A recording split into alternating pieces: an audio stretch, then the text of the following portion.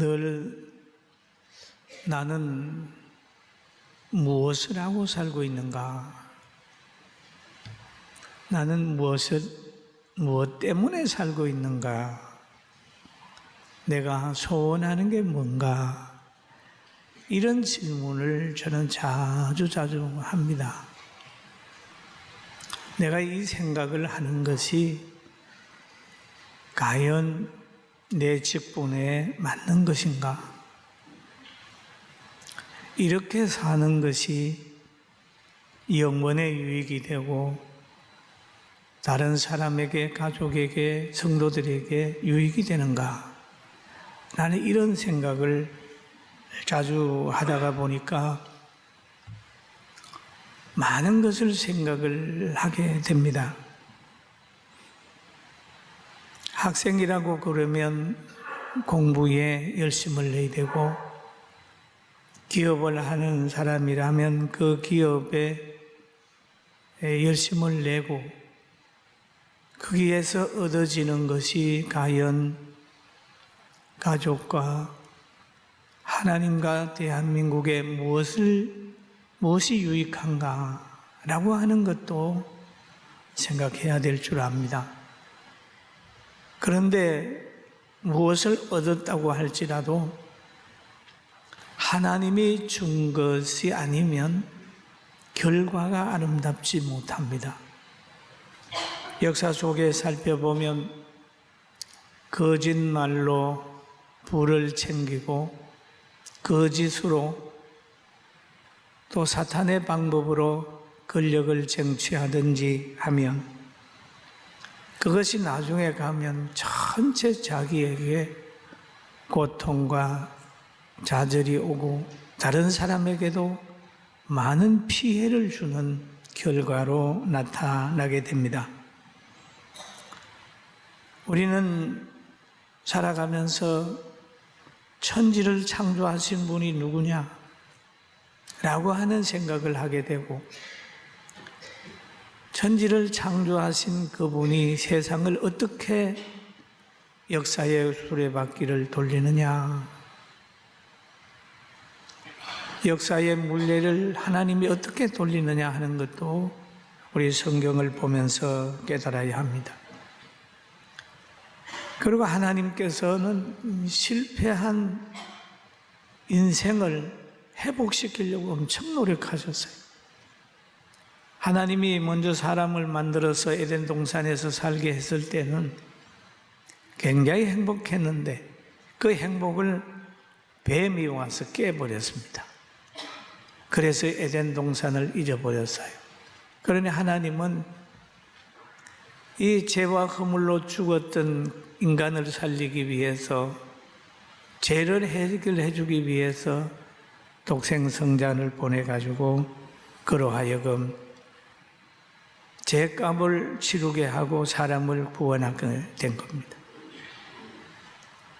그래서 우리는 이 살아가면서 사람은 예수님을 만나야 되고, 또 예수님을 만난 바로 베드로와 요한 같은 사도들을 만날 때 인생의 변화를 체험할 수 있어요. 할렐루야. 오늘 이제 본문에도 보면은 베드로와 요한이 그리고 예수님께 속한 사람들이 마가의 다락방에서 성령을 받은 후에 성령의 감동으로 많은 사람들에게 복음을 전합니다. 여러분, 복음을 전할 뿐만 아니라 시간을 정해놓고 성전에 드나들면서 기도를 드렸어요. 기도를 함으로 인하여 하나님과의 관계가 회복이 되니까 사람과의 관계는 사람을 사랑할 수 있는 사람으로 바꾸어지는 겁니다. 그래서 믿음을 가진 그들을 향하여 뭔가를 얻으려고 할 때 그들은 자기들이 가지고 있는 예수님을 미문에 앉은 그린에게 전해준 겁니다. 성경의 내용을 보면 베드로가 이르되 은과 금은 내게 없거니와 내게 있는 것으로 내게 주노니 나사렛 예수 이름으로 걸어라 그랬거든. 있는 것으로. 없는 것으로가 아니라 있는 것으로. 여러분, 금을 주는 것도 선이고 은을 주는 것도 선입니다. 예수님의 이름으로 주면 아주 아름다운 거예요. 그러나 그거보다 더 선한 것이 뭐냐? 예수님의 이름으로 걸어라. 전도하는 게 최고의 선입니다. 할렐루야. 예수님의 이름으로 걸어라. 전도를 받으면 병에서, 부정에서, 미움에서 자유함을 얻게 되는 거예요. 그러면 가정도 세워지고 개인도 세워지고 건강도 회복되고 그렇습니다. 또 성경에 보니까 그 이름을 믿음으로 그 이름이 너희가 보고 아는 이 사람을 성하게 하셨나니 예수로 말미암아 난 믿음이 너희 모든 사람 앞에서 이같이 완전히 낫게 하였느니라. 그렇게 완전히 낫게 했다. 예수님이 회복시킬 때는 영적인 것과 육신적인 것 아울러 회복이 돼요. 할렐루야. 세상의 병원에서는 육신적인 것만 이렇게 좀 치료를 합니다만 하나님이 고치면 영육간의 회복이 되는 거예요. 그런데 우리가 왜 자꾸 실패하느냐 하면 죄 때문에 그렇습니다. 죄 때문에. 로마서 사도행전 3장 19절에 보면 우리 같이 한번 볼까요? 그러므로 너희가 회개하고 돌이켜 너희 죄 사함을 받아 이같이 하면 새롭게 되는 날이 주 앞으로부터 이럴 것이요. 그랬잖아요. 죄 없이 함을 받으라. 그러면 죄가 뭐냐? 하나님과 단절되는 거, 하나님의 뜻을 어기는 게 죄요. 단절되는 건 사망이잖아요. 그래서 이 로마서 8장 23절에 보면 죄의 삭선 사망이요 하나님의 은사는 그리스도 예수 우리 주 안에 있는 영생이니라 라고 얘기를 합니다. 그럼 예수님을 따르고 예수님과 동행하면 풍랑이 와도 염려가 없어요. 하나님이 보호하는 것이기 때문입니다. 할렐루야. 우리 대한민국이 북쪽으로도 압력을 받고 저 물 건너 사람들에게 경제적인 압력을 받았지만은 여러분, 우리가 기도하고 하나님 앞에 바로 서면 우리 대한민국은 문제 없어요. 교회가 힘을 잃고 속화되고 타락되는 게 문제지, 교회가 역할을 감당하고 기도하면 되는 거예요. 여러분, 나라 염려하기 전에 먼저 자신의 신앙 바로 세우고 한국교회에 위해서 기도하고 일어납시다. 할렐루야. 근데 오늘날 왜 많은 성도들의 신앙이 자꾸 무너질까요? 왜 가난한 성도가 많아질까요? 또 여러분의 가족 중에도 왜 장기결석자가 생길까요? 우리 교회뿐만 아니라 저 밖에 신앙생활 안 하는 분들이 왜 그렇게 많을까요? 왜 그럴까요? 여러분 한번 생각해 본 일이 있습니까? 왜 비가 오고 창수가 나고 바람이 불 때 왜 그 집이 넘어졌을까요? 성경은 이렇게 설명을 하고 있어요. 비가 내리고 창수가 나고 바람이 불어 그 집에 부딪히되 무너지지 아니하나니. 그러거든요. 그 무너지는 집이 있고 무너지지 않는 집이 있는데 여기에 예수님 말씀하시기를 무너지지 아니하나니 그랬거든요.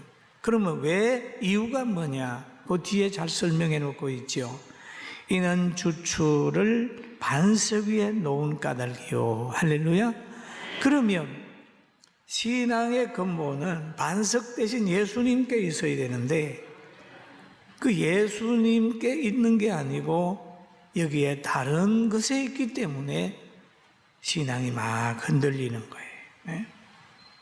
하나님의 말씀이 반석인데 그 반석의 교훈으로 무장하지 아니하고 있기 때문에 자꾸 시험을 받는 거예요.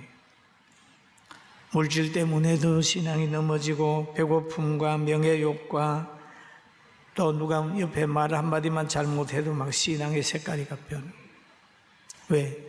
예수님의 말씀에 붙들지 않았기 때문에 그렇습니다. 저도 신앙생활을 하면서 55년 전에 저는 기도하다가 예수님을 만난 체험이 있습니다. 하나님의 나라를 체험했어요. 지금도 간절히 기도하다가 보면 그때의 주님이 베푸르신 은혜, 그 신비감 때문에 목회 40년 하면서 한 번도 주님에 대해서 의심해 본 일이 없습니다. 그게 내 생각이 아니에요. 항상 하나님이 인도하는 걸 믿으니까 그렇게 되는 거예요. 사람이 뭐라고 하든 환경이 어떻든 넉넉하든지 안 하든지 간에 항상 주님이 함께 한다는 걸 느끼게 되니까 오늘날까지 왔고 앞으로 세상 떠난 날까지 주님은 우리 교회와 저와 여러분을 인도할 줄로 믿습니다. 그리고 여기에 오늘 본문에 보니까 사도들이 백성에게 말할 때에 제사장들이 들과 성전에 맡은 사두개인들이 이르되 예수 안에 죽은 자들의 부활이 있다고 백성을 가르치고 전함을 싫어하여 가서 복음을 전하는데 그 당시에 대제사장이나 장로들이나 사두개인들이나 이 사람들이 평소에는 잘 안 맞았어요. 그런데 다 하나 돼가지고 예수 믿는 사람을 박해하는. 원래 미운 사람이 있으면 그 미워하는 사람들은 미워하는 사람 때문에 단합이 된다는 거예요. 예수님 때도 보면은 모든 사람이 예수님을 박해하기 위해서 헤롯도 빌라도도 그 다 단합을 해가지고 예수 십자가에 막 못 박으라고. 그러나 아무리 예수 믿는 사람은 박해를 받아도 넘어지지 않는 특징이 있어요. 할렐루야. 가르치기를 싫어하지만은 사도들은 그 싫어하는 걸 염두에 두지 않고 그냥 계속해서 복음을 전했어요. 복음을 전했어요. 여러분이 복음을 전하면 싫어하는 사람이 있어요. 예배 드리는 것도 싫어하고 기도하는 것도 싫어하고 그럽니다. 그거는 지국만 있는 게 아니라 예수님 때도 예수님 초대교회도 항상 있었고 앞으로도 계속 있을 거예요. 그러나 베드로와 요한처럼 구람이 없이 기도하고 나가기를 주님의 이름으로 축원합니다. 할렐루야. 우리에게는 희망이 있어요. 희망이. 타락된 본성은 남이 잘 되는 게 싫은 거예요. 그러니까 사도들을 보면 얼마나 편안해요. 얼마나 확신을 가지고 복음을 전해요. 그리고 그를 따르는 사람들이 얼마나 많아요. 그러니까 당시에 있는 교권주의자들은 사도들을 잡아서 가두기도 하고 때리기도 하고 그렇게 압력을 줬습니다. 그러나 사도들은 끄떡하지 않아서 왜? 그들의 신앙의 중심이 천국이고 예수님이고 하나님이기 때문에 변함없이 신앙생활했어요. 할렐루야. 그렇습니다. 우리도 신앙이 하나님의 말씀에 굳건히 서게 되면 문제가 없죠.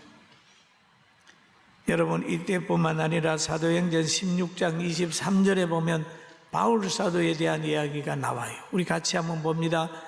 많이 친 후에 옥에 가두고 간수에게 명하여 든든히 지키라 하니 그가 이러한 명령을 받고 그들을 깊은 옥에 가두고 그 밤에 착고에 든든히 채웠더니 한밤중에 바울과 실라가 기도하고 하나님을 찬송하며 제수들이 듣더라. 그렇게 얘기해요. 바울 사도가 무슨 죄를 져서 여기 들어가는 게 아니고 귀신 들린 사람 귀신 쫓아줘서 그래요. 저 많은 귀신 들린 사람에게 귀신에게서 자유하게 만들어준 것 때문에 이 사람들이 바울을 박해를 하게 되고 또 간수들에게 넘기게 되고 그들은 매우 치게 되고 바울을 옥에 가두었습니다. 아주 중범자를 다루는 것처럼 다루었어요. 치고 차끌까지 채워. 그런데 바울 사도는 한밤중에 조용할 때 기도했어요. 바울과 실라가 기도하고 하나님을 찬송하며 제수들이 듣더라. 얼마나 멋있어요. 지금 기도하고 찬송할 마음이 있겠습니까? 보통 사람 같으면 그럴 거예요. 내가 하나님 뭘 잘못했다고 나에게 이런 환경이 옵니까? 나는 복음 전한 죄밖에 없는데 왜 그렇습니까? 하고 막 원망하고 불평할 시간이 될 것 같지 않습니까? 우리가 어른이를 당하면 그러잖아요. 하나님, 내가 뭘 잘못했다고 나에게 이런 환경이 되나요? 내가 사랑 베푸는 것밖에 없는데 왜 내가 이런 어려움을 당하게 되나요? 그런 기도를 여러분 하실 때가 있겠죠. 이럴 때는 가만히 한번 생각해 봐요. 내가 하나님보다 사람을 더 의지했구나. 하나님의 나라보다 이 세상 나라를 더 많이 사랑하고 있구나. 내가 물질을 할 때 너무 욕심을 부렸구나. 몇 가지 생각해 보면 회개할 거리가 생기니까 원망 대신에 회개하고 찬송하고 기도하기를 주님의 이름으로 축원합니다. 오늘 이 바울 사도가 하나님을 찬송하며 기도드렸더니 갑자기 그냥 지진이 나가지고 옥터가 움직이고 옥문이 다 열렸어요. 메인 것이 쫙 벗어져요. 그럼에도 바울 사도는 거기에서 뛰어나오지 않았습니다. 거기에서 뛰어나오지 않고 하나님이 왜 여기 보냈는지를 생각하며 앉아있을 때에 그 간수가 바울이 도망간 줄을 알고 자결을 하려고 했어요. 이제 죽었다. 두려움을 느껴서 이제 자결을 하려고 할 때 바울이 그런 해하지 마라. 우리 여기 있다. 그럴 때에 간수가 그러는 거죠. 형제들아 어찌할꼬. 그럴 때 주 예수를 믿어라. 너와 내 집이 구원을 얻는다고 그랬어요. 여러분, 하나님이 주신 환경을 육적인 쾌락이나 자기 유익을 쓰지 말고 그 환경 속에서 하나님께 영광을 돌리면 우리도 살고 여러분도 살고 다른 사람도 살릴 수 있는 큰 변화가 온다는 걸 믿게 되길 주의 이름으로 축원합니다. 사랑하는 성도 여러분, 흔들림이 없는 믿음을 가지길 주의 이름으로 축원합니다. 우리가 신앙생활을 하려고 출발을 했다면 그 시간부터 우리는 여러 가지 고난이 참여하게 되는 겁니다. 홍해를 애굽에서 나온 이들이 보세요. 나와서 모세 따라가니까 홍해가 있지요. 홍해 건너에 강야가 있지요. 우리 신앙생활 하기로 뜻을 정하고 나면 친구도 변하지요. 환경도 변하지요. 음식도 변하지요. 자꾸 변하는 거예요. 변하지 않으면 갈 수가 없는 거잖아요. 신앙생활 하는데 갈 수가 없잖아요. 자꾸 변하는 거예요. 과거에 제가 청년 때 사귀던 같이 놀던 친구가 있었습니다. 저 미아리에서 살 때 나는 교회 나가고 그들도 나한테 끌려서 가끔 교회 나갔던 친구인데 참 친했어요. 그런데 몇 년 전에 제가 목회하는 금정리 예배당에 한번 왔답니다. 와서 제일 뒤에 앉아서 내 설교를 듣고 갔어요. 전화 연락이 돼서 야, 왜 우리 교회까지 왔다 갔냐 그랬더니 내가 너를 보니까 내가 만날 사람이 아니다. 왜 아니냐? 나는 옛날이나 지금이나 너에 대한 그리움이 있어.